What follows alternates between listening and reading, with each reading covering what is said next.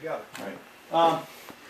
What we're going to do is we're going to drain the forks, but also I'm going to be dropping the forks so that I can replace these fork boots. The fork boots are shot, and I'm going to show how to install fork boots. But to drain the fork oil, one of the things you need to do is loosen up these screws in order to get these tops off the forks.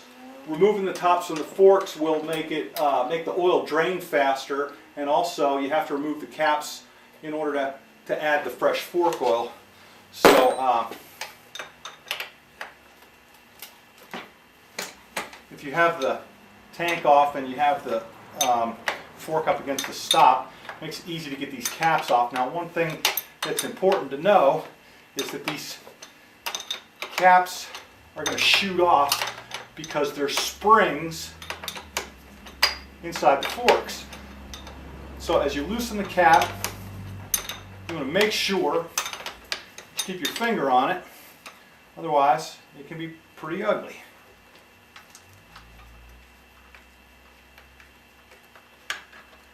Okay, it's not under a whole lot of pressure, but alright, so there's one fork cap, and then we'll do the other one. So cut it off. On the fork caps, there's these O-rings, and you can get them from BMW, but you can also get them at the hardware store. I forget what size they are, but if you take it off, you can get something close. It's not rocket science. I reuse them. If they're not leaking, they don't need to be replaced. Okay, now this is the drain bolt, and I'm going to break this loose and hopefully catch the oil as it drains out. So let's see what happens.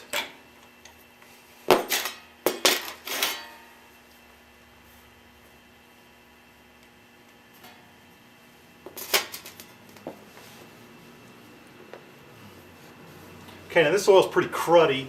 It went in, it was a sort of clear red color. It looked a lot like ATF when it went in. And now we'll do the other one.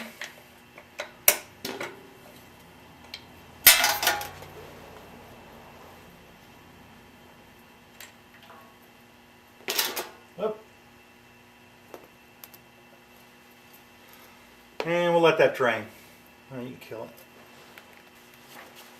Okay, they're about drained. Now the washers that go on these drain plugs, first of all, the BMW parts fiche is wrong. If you buy the ones in the fiche, you will not get the right parts.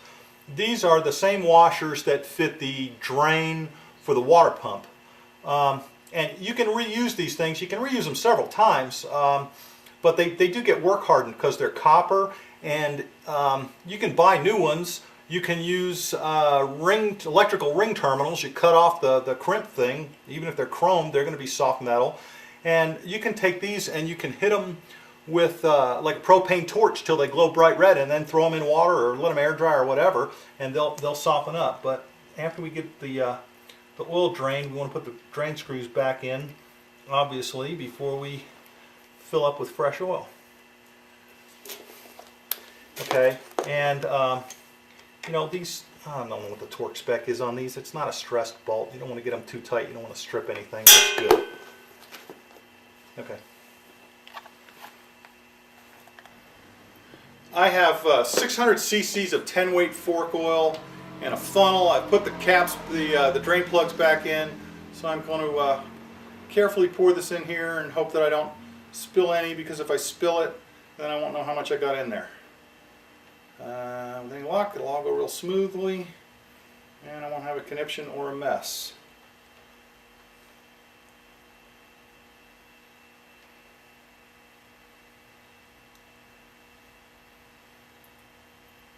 Alright, and after this drains down in here, I will fill the other leg. Okay, I'm not going to replace these O-rings because they weren't leaking, but there's this little spacer here and the springs below that. So the trick to this is you need to hold it down and carefully get it started. You don't want to get it cross-threaded. You want to make sure that it's going on there nice and smoothly, and then you can take your finger off it, you're in good shape. So what I'm going to do is screw this guy in here.